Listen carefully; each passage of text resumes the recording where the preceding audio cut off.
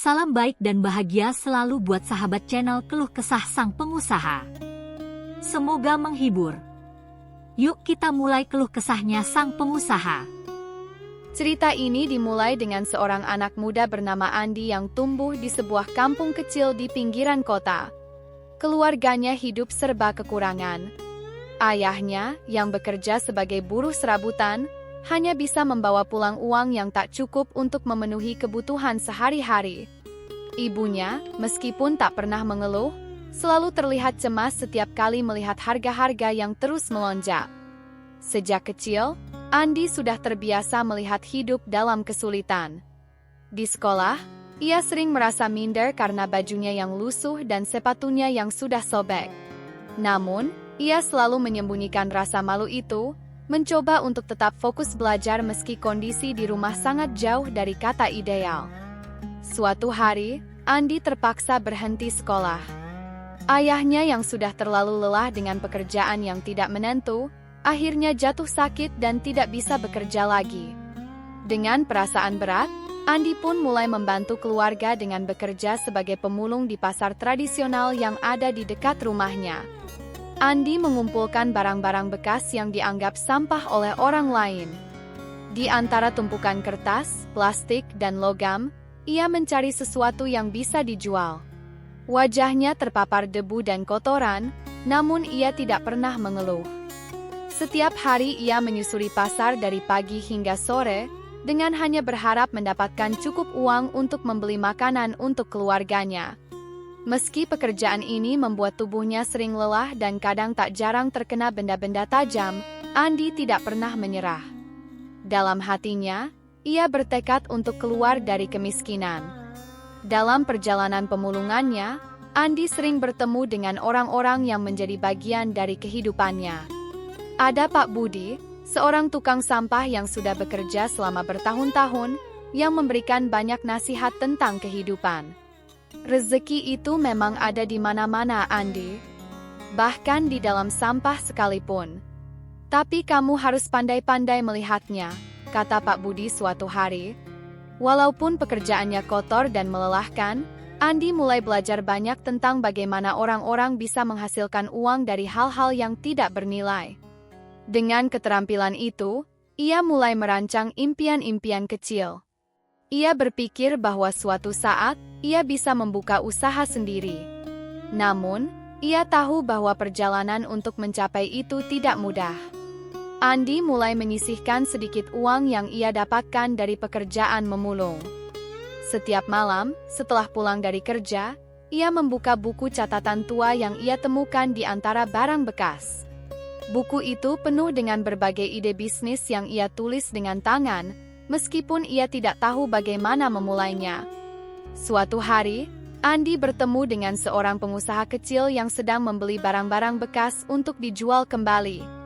Pengusaha itu, yang bernama Pak Harjo, melihat potensi dalam diri Andi.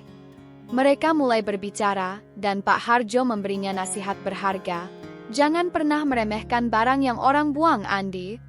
Dengan sedikit pengetahuan dan kreativitas, apapun bisa jadi bernilai. Pak Harjo melihat semangat dan kerja keras yang ada dalam diri Andi. Jika kamu ingin sukses, kamu harus berani berinvestasi, meskipun hanya sedikit, katanya. Kata-kata itu menumbuhkan harapan baru dalam diri Andi. Pak Harjo kemudian mengajak Andi untuk bekerja bersama di bisnis pengolahan barang bekas. Dalam beberapa bulan, Andi belajar banyak tentang cara mengolah barang bekas menjadi produk yang lebih bernilai. Dari pengalaman itu, Andi mulai memahami bagaimana menjalankan bisnis dengan serius, bagaimana mencari peluang di tengah keterbatasan, dan bagaimana memanfaatkan setiap kesempatan yang ada. Andi akhirnya memutuskan untuk memulai usahanya sendiri. Dengan sedikit uang tabungan yang ia miliki, ditambah dengan modal pinjaman dari Pak Harjo, Andi membuka sebuah usaha kecil-kecilan yang mengolah barang-barang bekas menjadi produk yang lebih berguna. Ia mulai menerima barang bekas dari warga sekitar dan mengolahnya menjadi kerajinan tangan, furnitur sederhana, dan barang-barang daur ulang yang memiliki nilai jual tinggi. Tantangan pertama datang ketika Andi harus menghadapi persaingan yang semakin ketat di pasar. Banyak pengusaha besar yang sudah lama menjalani bisnis ini, tetapi Andi tetap optimis.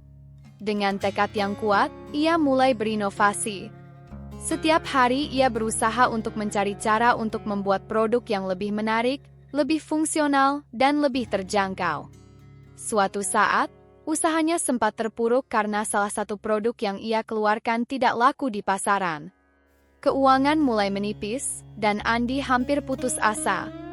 Namun, ia tidak ingin menyerah. Pak Harjo datang meneguhkan semangatnya. Ingat Andi, di balik kegagalan ada pembelajaran.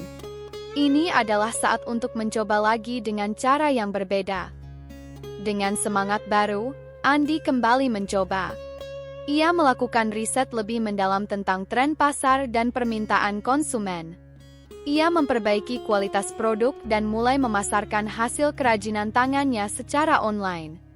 Berkat kerja keras dan ketekunan, usahanya mulai berkembang, dan ia mulai mendapatkan keuntungan. Setelah bertahun-tahun bekerja keras, Andi akhirnya mampu membuka pabrik kecil yang memproduksi barang-barang daur ulang dalam jumlah besar. Dari hasil jerih payahnya, ia mulai memperkerjakan orang-orang dari kampungnya yang sebelumnya juga mengalami kesulitan ekonomi. Andi menjadi contoh bagi mereka bahwa dengan kerja keras dan ketekunan, siapa saja bisa meraih sukses. Kini, Andi tidak hanya dikenal sebagai pengusaha sukses, tetapi juga sebagai orang yang peduli terhadap lingkungan dan sosial.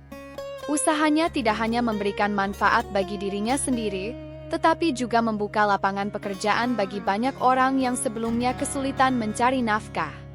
Cerita Andi adalah gambaran nyata dari perjuangan yang tidak mengenal kata menyerah. Mimpi besar itu lahir dari keadaan yang kotor dan sulit, namun berkat kerja keras, tekad, dan semangat pantang menyerah, Andi berhasil mengubah nasibnya. Ini adalah kisah inspiratif yang bisa memberi semangat bagi siapa saja yang merasa hidupnya sulit, bahwa di balik kotoran, ada mimpi yang bisa diwujudkan.